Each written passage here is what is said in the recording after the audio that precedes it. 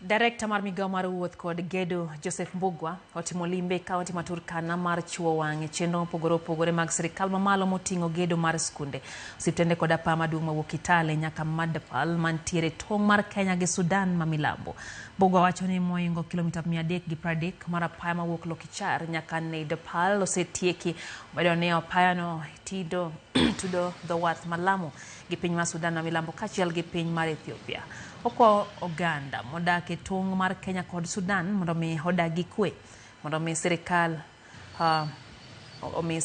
pinje ariyo go lwasi makare mar loso kendo loso ywaruok mag siasa ma osechungo gedo mag apaya mawuok Nepal nyaka ma kodok mabende ondamo kilomita 11.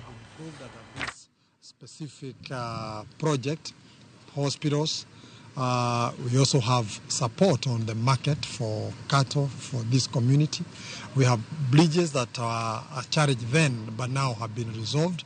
And of course the entire town now has a facelift that everyone do appreciate, including the lighting system. In terms of the road section, the 11 kilometers from Nadapal to Nakadok, we had a meeting on Thursday, Friday, and we had a lengthy discussion on the remaining issue, which is both technical and also political.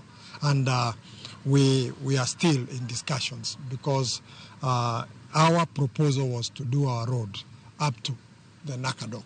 But I appreciate there is 11 kilometers which have got some challenges, especially on security.